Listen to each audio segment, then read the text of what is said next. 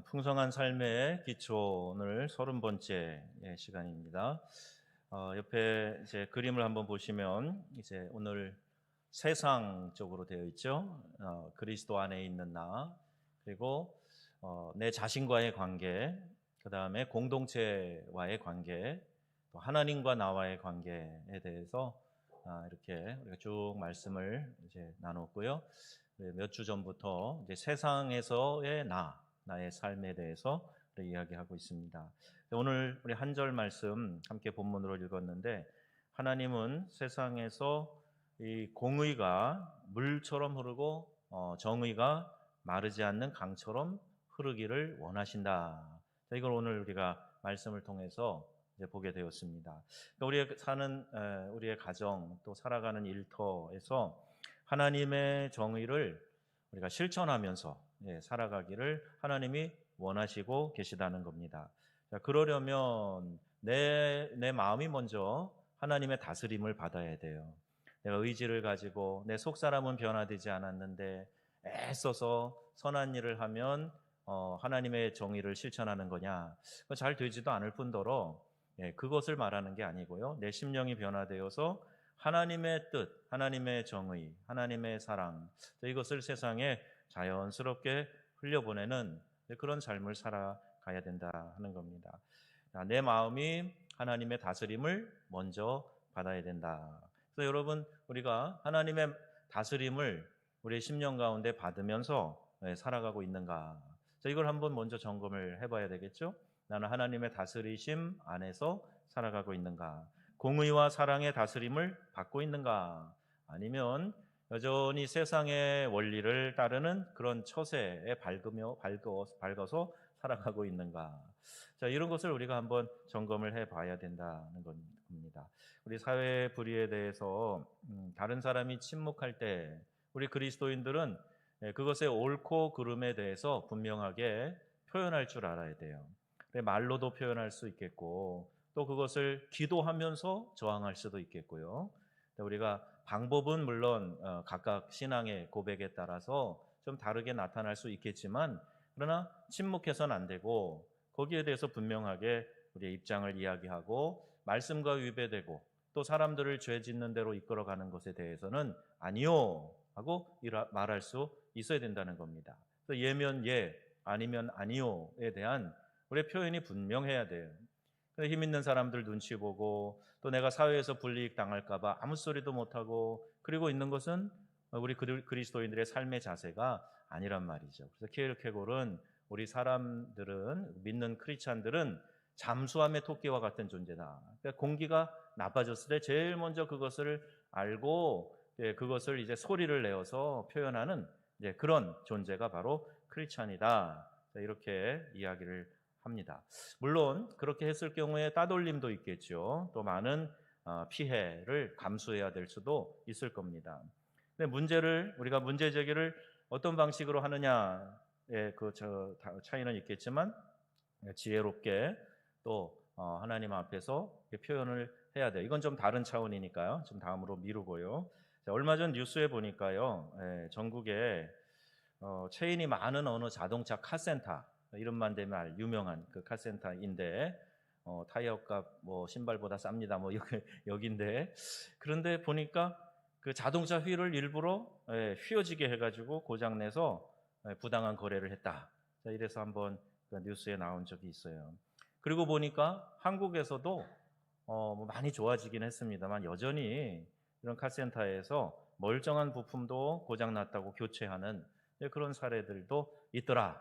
자, 이렇게 밝혀지고 있는데, 저는 아프리카에 있을 때는요, 아주 뭐 수리하러 차가 한번 갔다 오고 나면 그 다음에 멀쩡했던 데가 또 순차적으로 고장이 나요. 아주 그런 걸 자주 봐가지고 차도 워낙 고물이기도 했지만 한번 이제 카센터 가면은요, 거기 들어가서 같이 옆에 서 있어야 돼요. 어떻게 하나 몇 시간을 그 떼약볕에 차 고치는 거 구경하면서 기름 냄새 맡아가면서 그렇게 지냈던 시절이 생각이 납니다. 한 형제가 예수 믿고 이제 고객을 이전처럼 속이는 일을 그만두기로 결심을 한 거예요. 그래서 정직한 경영을 해야 되겠다. 자, 이렇게 생각을 하고 작정을 하고 그렇게 하기 시작을 했습니다. 근데 서너 달이 지나니까 벌써 이제 이 적자가 많이 나기 시작을 했어요. 그때 아유 내가 괜히 예수 믿어가지고 이렇게 힘든가 하는 마음도 들었다는 거예요. 그리고 예전처럼 돌아가서 편안하게 살고 싶은 그런 마음을 가졌어요. 그럼 믿음이 이제 순수하고 또 하나님을 믿어서 뜨거운 열정이 있는 사람은 이런 고민합니다. 그래서 저도 중국인 형제를 전도해서 세례주고 양육한 일이 있는데 이 친구도 그랬어요. 사업을 이제 크게 했는데요. 전에는 뭐 슬쩍슬쩍 장부도 고치고 또 이렇게 세관에서 나오면 뇌물도 좀 주고 그러면서 아주 미끈하게 이렇게 쉽게 해결이 됐는데 이거 예수 믿고 나니까 내가 세례 받고 나니까 이런 거 하지 말아야지 그랬더니 모든 게 어렵다는 거예요. 그래서 이 비즈니스가 참 어렵다 그러면서 막 어려움, 고통을 하소연했던 그 생각이 납니다. 이거 예수 잘 믿는 거죠? 그럼 어떻게 생각하세요? 그 사람이 바본가요? 예수 잘 믿는 거예요. 잘 믿으려고 하니까 이런 어려움이 오는 겁니다.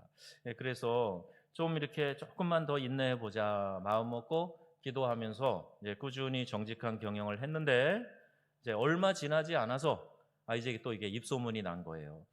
처음에는 저기가 뭐 순정품 좋은 거 쓴다는데 다른 카센터에 비해서 가격이 많이 싼데 그러니까 이게 싸게 줘도 이 부품을 뭐 나쁜 거 쓰면서 속이는 거 아니야? 이런 오해도 받기도 했고 그랬다는데 그런데 얼마 지나고 나니까 이제 인정받기 시작해가지고 처음에 자기가 경영했던 보다 더 많은 이제 매출을 올리게 되었다. 자, 이런 이야기입니다. 여러분 이렇게 결론이 아름답게 끝나고 우리에게 좀 도전이 되는 긍정적인 보고도 있는가 하면 다 그렇게 되지는 않아요. 그래서 어떤 경우에는 이제 사업장을 문 닫아야 되는 그런 경우도 이야기를 들어봤어요. 치킨집을 이제 은퇴하면서 자금을 갖고 열었는데 내가 그래도 교회 직분이 뭔데 내가 경영하는 치킨집에서 이 술을 팔면 되겠는가 그래가지고 술은 안 팔겠습니다. 그렇게 써붙이고 그렇게 했더니 비난도 받고 뭐 불편하다고 그러고 뭐 그래도 그냥 꾸준히 가다 보니까 결국 치킨집을 문 닫게 되었다. 그런 얘기도 있습니다. 여러분 이게 이런 결심과 행동이 쉬운 것만은 아니에요. 당사자에게는 이것이 살고 죽는 문제도 될 수 있고 사업장의 문을 닫아야 되는 그런 문제가 될 수도 있습니다.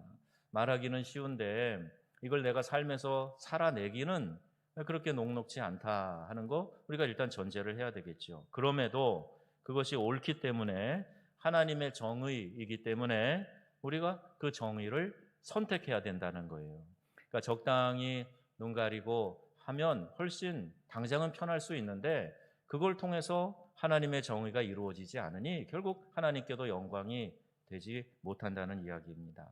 땅콩 박사라는 제목의 책이 있는데 거기에 워싱턴 조지 커버라고 하는 사람의 이야기가 실려져 있어요.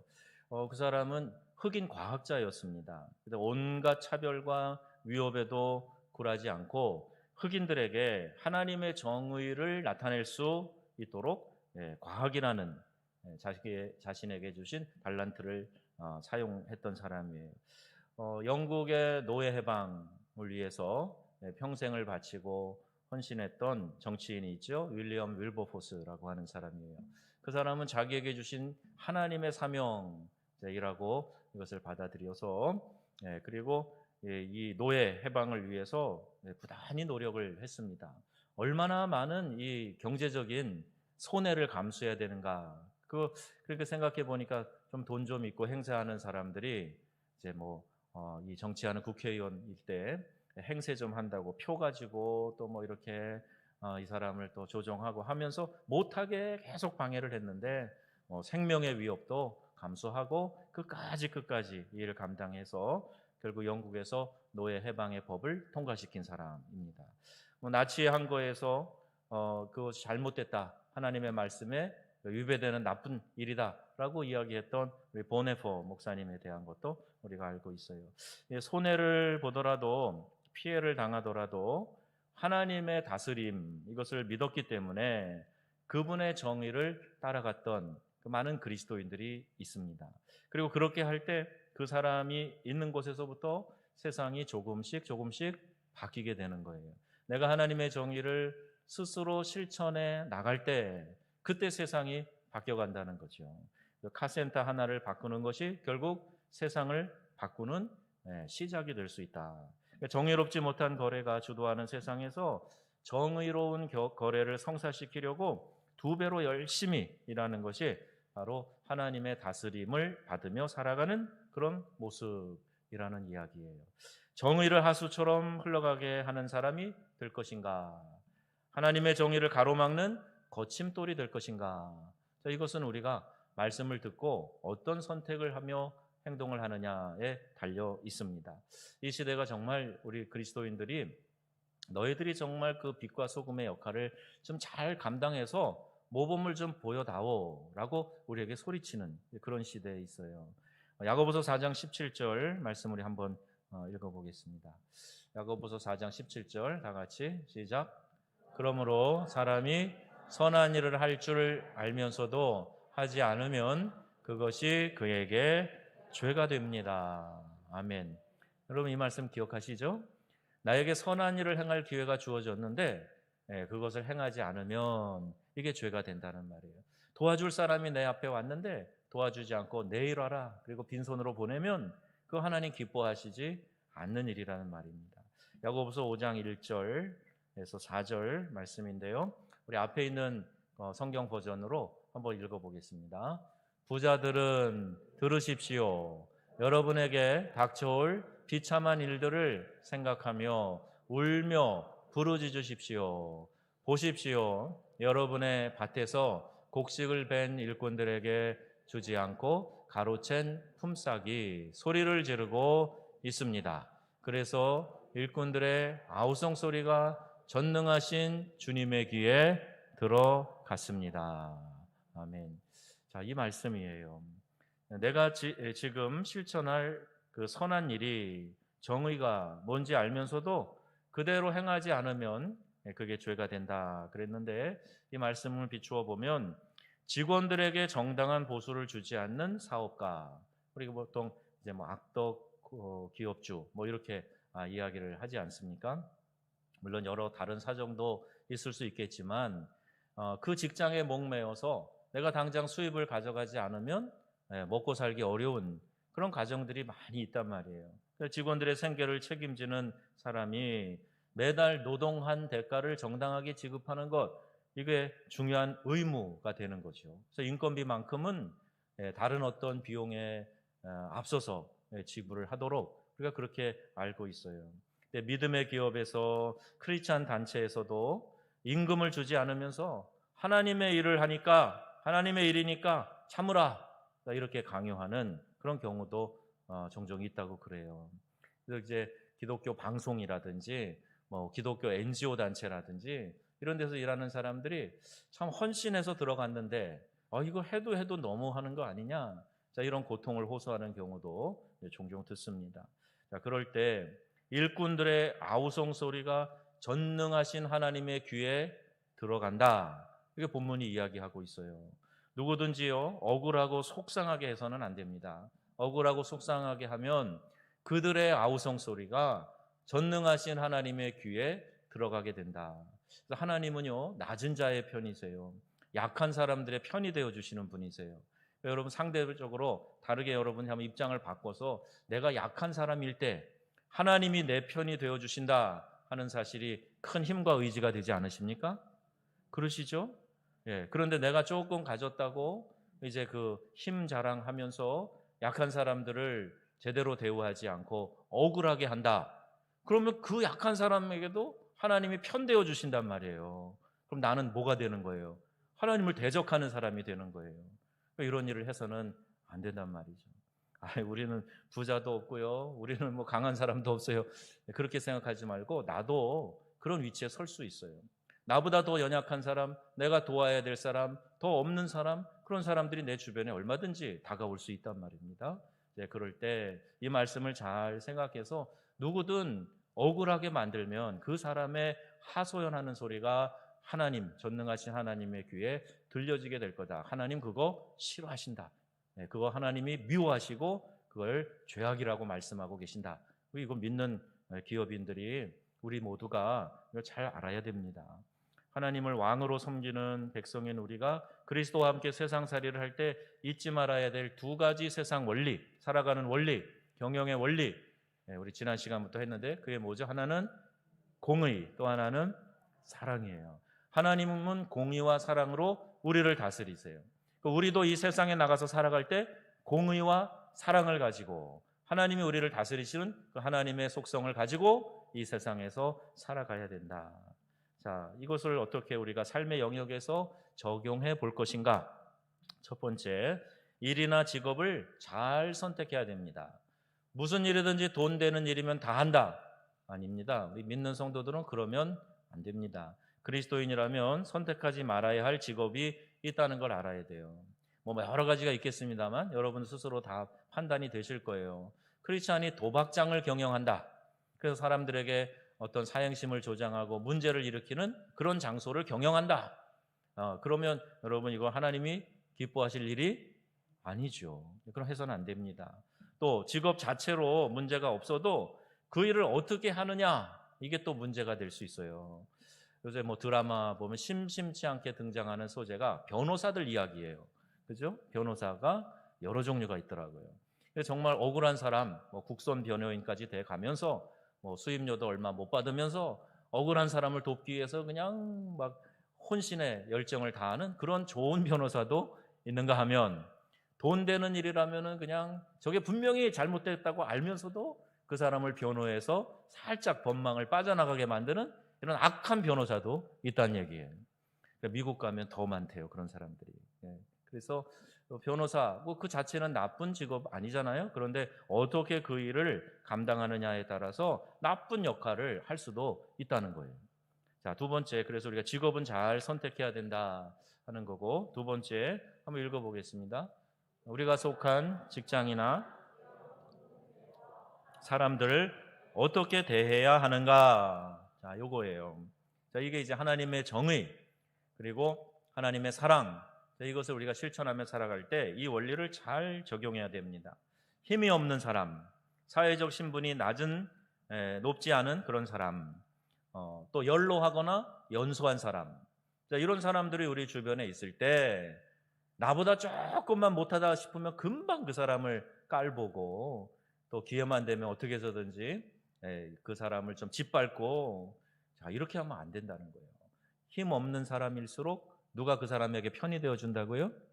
하나님이 도와주신다니까요. 하나님이 편 되어주세요. 하나님은요, 성경 전체 구약 신약 동일하게 가난한 자, 또 그 당시에 생계가 어려운 과부, 홀로 된 사람들, 고아, 이런 사람들이 편이 되어주셨어요.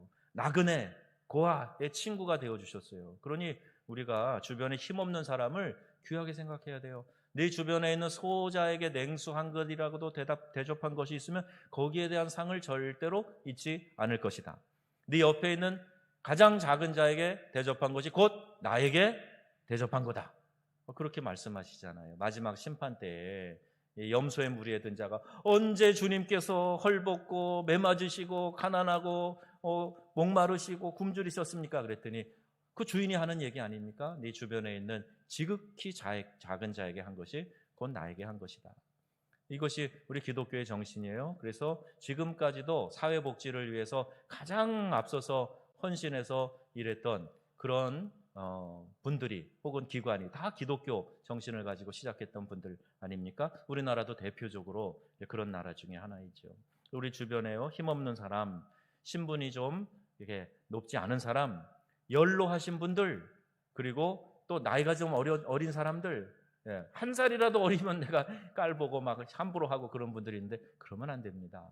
그래서 이것이 우리가 사회에서 공의와 사랑을 실천하는 중요한 원리가 되는 것이고, 또 세 번째 또 읽겠습니다. 그래서 소외된 사람들, 사회 약자들이 누가 있는가 돌아보고요, 장애를 갖고 있는 사람들이 좀 편하게 살아갈 수 있는 나라로 자꾸 발전해 가야 됩니다. 그래야 선진국이 되는 거예요. 장애인들에 대한 배려, 이런 것들도 많이 해야 되고, 또 이제 동성애자들에 대한 문제가 요새 이제 많이 화두가 되는데, 여러분 이제 동성애자에 대해서 우리가 성경적인 원리로 그것을 좋다고 말하지 않습니다. 분명히 우리는 그 문제를 지적을 해요. 그러나 동성애자들 그 자신들에 대해서는 교회가 긍휼히 여기고 그를 감싸 안으려고 하는 그런 마음을 가져야 됩니다.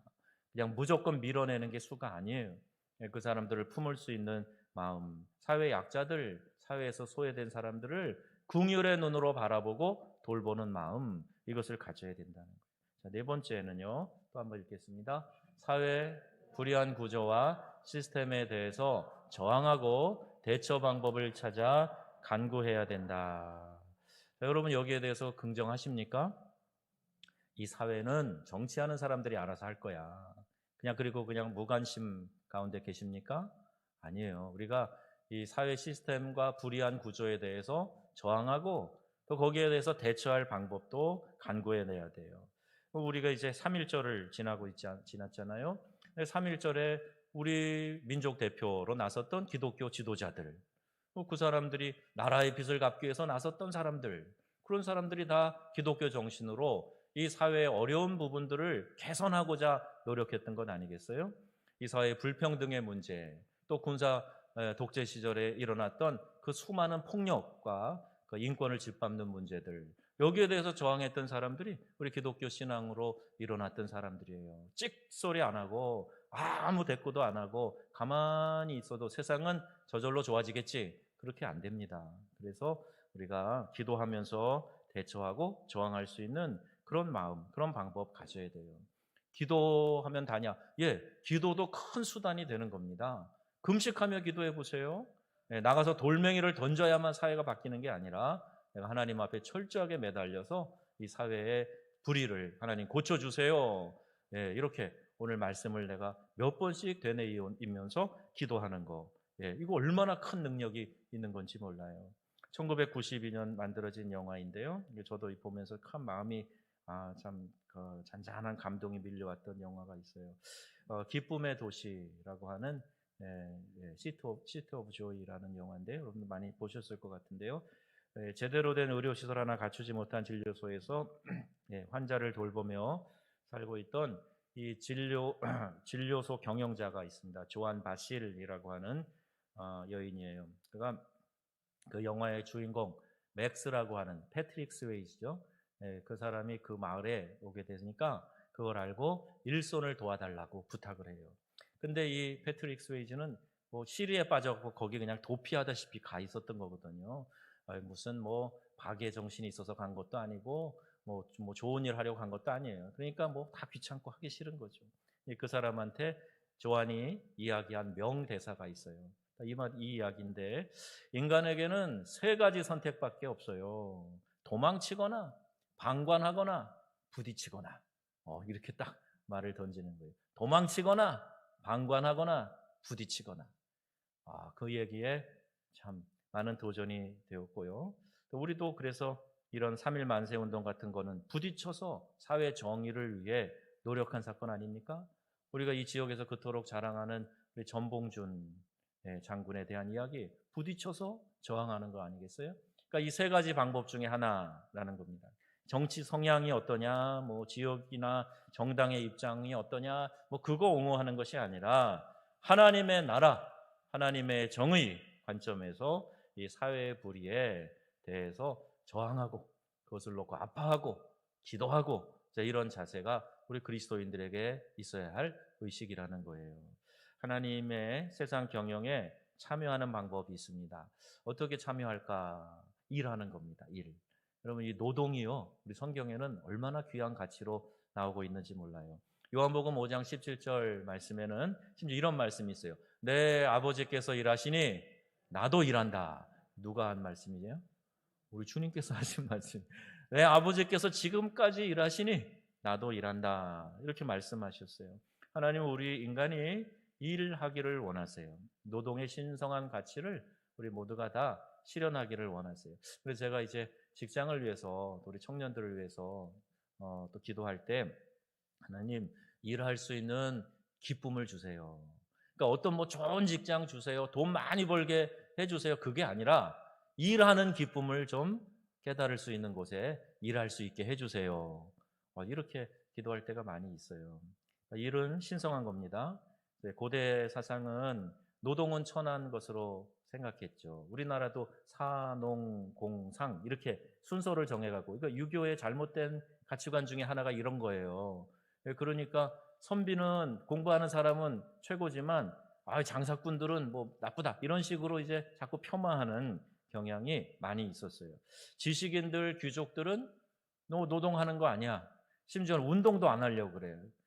처음에 이렇게 선교사님들이 들어와가지고 막 땀 흘리면서 정구를 했다는 거예요. 진짜 들은 얘기예요. 진짜 있는 얘기를. 정구, 테니스 정구 열심히 땀 흘리면서 그 마당에 이렇게 정구를 했더니 그 사람이, 옆에 있는 사람이 그렇다는 거예요. 아이고, 그 힘든 일을 왜 손수하십니까? 하인들 지키시지. 그렇게 얘기했다는 거예요. 그러니까 움직여서 막 운동하는 거, 일하는 거 자체를 신성시하지 않았어요. 그런데 기독교는 처음부터 노동의 가치를 인정했어요. 그리고 우리 청교도 정신이 바로 그런 거 아닙니까? 직업 소명설이 그런 거 아닙니까? 하나님이 너에게 이 직업을 주셨어. 네가 이 직업을 가지고 하나님의 영광을 위해서 한번 멋지게 살아봐라. 이게 우리 기독교 정신 아닙니까? 기독교가 들어간 곳마다 그래서 사회가 바뀌어 나가고 사람들이 자기 성취, 기쁨 가운데 살아갈 수 있도록 만들어 준 거예요. 어느 계층이든지 어떤 직업군이든지 다 보람과 만족을 가지고 살아갈 수 있게 해준 게 그게 기독교 정신이죠. 데살로니가후서 3장 10절 말씀이에요. 읽겠습니다. 우리가 너희와 함께 있을 때에도 너희에게 명하기를 누구든지 일하기 싫어하거든 먹지도 말게 하라 하였더니. 아멘. 제가 그 전도사 사역을 여러 교회에서 했는데 신촌 교회, 거기 전도사는 아니었고요.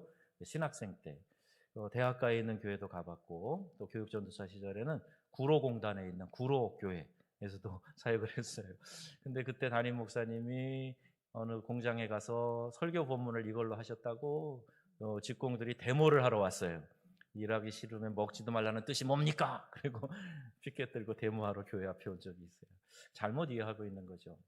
우리나라 말에 이런 말이 있습니다. 불한당, 이런 불한당 같은 녀석, 이런 얘기 하잖아요. 좋은 말입니까? 나쁜 말이에요. 이게 한자어로 이렇게 되어 있어요. 땀 흘리지 않는, 땀 흘리지 않는 거예요. 그러니까 땀을 흘려서 일하지 않고 무의도식하는 사람들, 일하지 않고 쉽게 돈 벌려고 하는 건달들, 이런 사람들을 불한당이라 그러는 거예요. 땀 흘려 일하는 게 좋다는 얘기를 우리 조상들은 알고 있었던 거죠. 땀 흘리지 않고 쉽게 먹으려고 하는 거 안 됩니다. 여러분, 부동산 투기하면 돼요, 안 돼요? 안 됩니다. 이 나라 경제를 파괴하는 일이에요. 서민들을 더 어렵게 만드는 일이죠. 자, 가사 노동, 요새 남성들도 상당히 동참하고 있는데 잘하고 있습니다. 저는 잘 못하지만 그래도 이번에 많이 해봤어요. 그런데 살림 깨끗하게 하는 것도 참 카타르시스가 있더라고요. 제가 설거지 깨끗이 해놓고 이렇게 그 고무장갑 딱 널어놓고 하고 나서는 빨래 끝하고 이렇게 외치고 싶은 거예요. 얼마나 말끔한. 제가 이런 얘기하면 제 아내는 몇 번이나 해줬다고 그러냐고 또 그럴 텐데, 어쨌든 제가 마음에, 야, 살림도 일종의 아주 신성한 노동이 되는구나. 살림, 그게 살리다라는 말의 전성 명사가 살림이라는 거예요. 살림은 살려내는 거라는 거죠. 참 가치 있는. 여러분 혹시 전업주부이신 분들 자부심을 가지시기 바랍니다. 이것도 가사 아주 귀한 일이고, 도와주시는 남성들 잘하고 계세요. 농사, 사람들에게 먹거리 제공하는 거죠. 참 좋은 거예요. 요새 귀농하는 젊은이들도 많은데 잘하고 있는 겁니다. 농사 짓는 일 귀한 거예요. 그 나라의 사람들이 먹을 먹거리는 그 나라 땅에서 나와야 돼요. 나중에 식량 전쟁이 일어나면 큰일 나요. 우리가 농업을 더 장려해야 되겠죠. 그런데 많은 사람들이 자기가 하는 일이 별로 가치가 있다고 생각하지 않는 거, 이게 문제예요. 자꾸 비교하게 만들고, 저 사람은 뭐 하이 클래스고 나는 이렇게 노동자 레벨에서 이러고 있느냐, 이런 자꾸 열등의식을 심어주는 거예요. 더 중요하거나 덜 중요하다고 생각해서 직업을 이야기할 때 주눅 들기도 하고 그럽니다. 노동의 가치 다 중요한 거예요. 내가 성실히 일하고 있다, 그러면 그것 자체로서 우리 하나님 기뻐하시는 거지, 어떤 직업군에 있는 사람만 좋아하시냐? 그러지 않단 말이죠. 그렇게 어떻게 그 일을 감당하느냐, 이게 문제예요. 아까도 예를 들었지만 그 일을 어떻게 감당하느냐, 이게 중요합니다. 하나님이 우리에게 맡겨주신 모든 일은 신성한데 그 일을 어떻게 통해서 하나님께 영광을 돌릴지, 어떻게 영광을 드러낼지, 이걸 생각해 봐야 된다는 거예요. 노동은 쉽지 않은 수고가 있어요. 땀 흘리고 또 힘든 이런 일이죠. 때로는 고통도 있습니다. 우리가 타락하고 깨진 세상에서 살기 때문에 일은 다 힘들어요. 힘들지 않고 나는 일하겠다. 이거는 좋은 생각이 아니죠. 그래서 노동에 따른 수고를 우리가 당연하게 받아들여야 됩니다. 또 하나 질문이 있어요. 무엇 때문에 하나님께서 지금 하는 일을 하게 하셨다고 생각하십니까? 여러분, 이건 우리 예수를 따르는 삶에서도 몇 번 다뤘어요. 여러분 지금 하시는 일 하나님이 여러분에게 맡겨주셨다고 그렇게 믿으십니까? 어쩔 수 없어서 지금 하고 있다고 생각하십니까? 제가 나온 고등학교가 그 한진 기업에서 세운 학교였어요. 그때 돌아가신 조 회장님께서 서울에 있는 현대고등학교를 보고 특별 사립학교를 만들어야 되겠다라고 세운 학교가 제가 나온 학교예요. 그런데 고교 평준화가 돼버렸잖아요. 그때 뽑은 선생님들이 계셨거든요. 그런데 수업 시간마다 이 선생님들이 들어오셔서 한탄을 하시는 거예요. 내가 여기 있을 사람이 아니다, 내가. 그런 얘기를 들으면서 참 어린 나이였지만 여기 있을 사람 아니면 딴 데 가지 왜 여기 있어? 그런 마음이 들더라고요. 여기 있으면서 내가 자부심도 가지고 열심도 내고 그러면 주변 사람들이 다 좋아하죠. 그런데 쓸데없이 그런 생각을 하고 있단 말이에요. 우리 그리스도인들은 하나님이 어디에 두셨든지 간에 내가 지금 여기에서 이 일을 하게 하신 하나님의 뜻이 뭘까? 하나님의 섭리가 뭘까? 그걸 생각해야 돼요. 그게 중요한 겁니다. 이게 소명의식이죠. 그래서 빌립보서 2장 13절에 이런 말씀이 있어요. 우리 함께 읽어보겠습니다. 너희 안에서 행하시는 이는 하나님이시니 자기의 기쁘신 뜻을 위하여 소원을 두고 행하게 하시나니. 아멘. 나를 향한 하나님의 뜻, 이것이 있단 말입니다. 하나님의 부르심을 받았으면 우리가 무조건 다 그러면 목회자가 되고 나는 선교사가 되고 그래야 되는 거 아닙니다. 내가 풀타임 사역자가 돼야만 하나님의 부르심에, 그렇지 않아요. 이제 시간이 많이 가는 선교한국 그 강의에 한국에 들어왔을 때 시간이 맞아서 한번 갔어요. 그때는 한 4천여 명씩 모였어요. 학생운동이. 그런데 하고 이제 몇 청년들이 상담하는 데 찾아와가지고 오아시스라고 상담해 주는 데 와가지고 물어보는데, 제가 이제 그때 선교사니까 선교지를 가고 싶은데 의사가요 병원을 찾아야 될 일도 생길 수 있는 불치병이 있대요. 선교지에는 가고 싶은데 그러는 거예요. 그래서 제가 가지 말라 그랬어요. 타문화권에 가서 건강 돌보기 어려운 상황이 되면 제 핸드폰이 아니고 여기서 그러는 거다. 그러면 정말 어렵거든요. 건강을 먼저 생각하고, 그리고 네가 있는 자리에서도 얼마든지 살아갈 수 있으니 타문화권에 가야만 된다고 부담 갖는 것도 그거 그렇게 그런 이야기를 해줘. 여러분, 이 깨어진 세상에서 하나님의 다스림을 나타내기 위해 나는 무슨 선한 일을 할 수 있을까?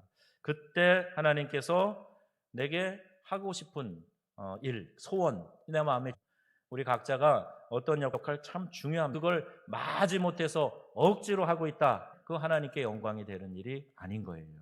또 그 일을 통해서 내가 하나님의 영광을 위해 살겠다. 이런 마음으로 살아가게 되면 그 일을 받으시고 여러분 안에 하나님의 거룩한 뜻, 하나님의 영광을 올려드릴 만한 거룩한 소원, 이거를 행하게 하신다는 말이에요.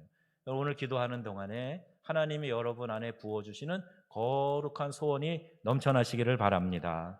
내가 언제까지 이렇게 살 거야, 나는 참 인생이 비참하구나, 이런 생각하지 마시고 오늘을 하나님 앞에서 성실하게 살아가면서 하나님 꿈이 내게 담겨지게 해주세요. 저 같은 사람도 하나님 사용해 주셔서 영광을 받아주신다니 감사합니다. 이런 마음으로 하루하루 살아가자는 말이에요.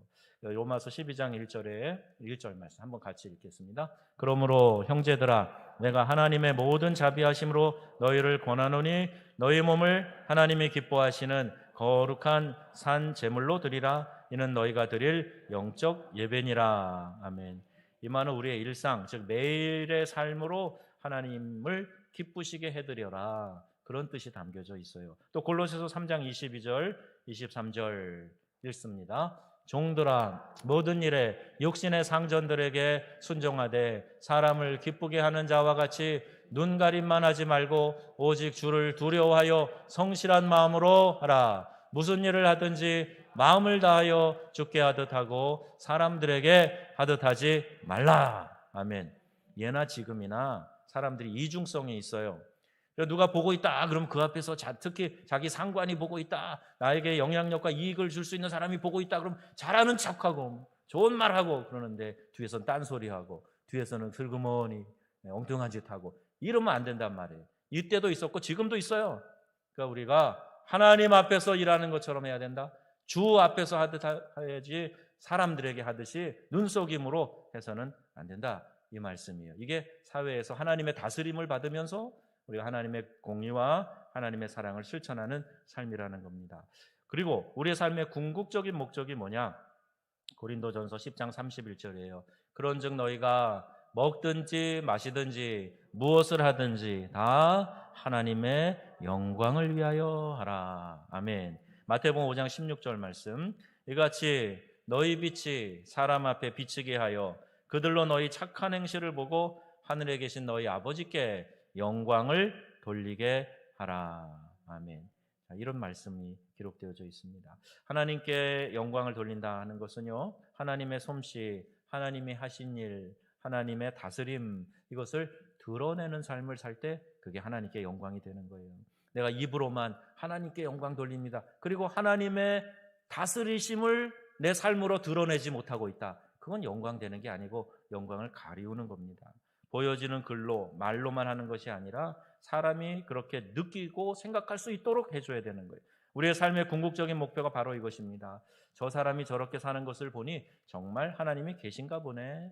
이렇게 내 남편과 아내가 당신을 보니까 정말 하나님이 살아계신 것 같아, 이런 마음을 갖게 하는 거예요. 이게 바로 거룩한 호기심이라고 하는 겁니다. 여러분을 볼 때 그 주변에 누군가가 거룩한 호기심을 갖게 해야 된다는 거예요. 그래서 그 기쁨의 근원이 뭐야? 당신이 나와 다른 게 뭐야? 그런 호기심을 가지고 관찰하다가 나도 교회 가야 되겠다, 나도 하나님 섬겨야 되겠다, 하나님 믿어야 되겠다, 이런 마음을 갖게 한다는 거죠. 자, 말씀의 오늘 결론입니다. 풍성한 삶의 기초, 이제 거의 마지막 부분에 와 있는데, 앞에서 본 하나님과의 관계, 내 자신과의 관계, 공동체와의 관계가 기초가 되어서 우리가 열매 맺는 곳이 어디냐? 바로 이 세상이에요. 이 세상에서 그와 같은 신앙의 기초가 열매로 드러나는 거예요. 그러니까 여러분, 세상에서 열매를 맺으려고 노력하지 말고 하나님과의 관계, 나 자신과의 관계, 공동체와의 관계, 이거를 견실히 하면 세상에서 내가 좋은 열매들을, 삶의 열매들을, 성품의 열매들을 맺게 된다는 겁니다. 자, 이 관계가 참 중요해요. 그래서 우리 하나님의 정의와 사랑을 강물처럼 흘려보내는 사람이 하나님의 다스리심을 받으면서 이 세상을 경영하는 사람이다 하는 것을 꼭 기억하시기를 바랍니다. 그래서 오늘 이렇게 기도하시겠어요? 이 사랑이 내게 있게 하여 주시옵소서. 이 정의를 실천하는 용기가 내게 있게 하여 주옵소서. 성령님 도와주세요. 함께해 주세요. 기도하며 간구하는 우리 성도님들, 명성의 귀한 가족들 다 되시기를 주 예수님의 이름으로 축원합니다. 아멘.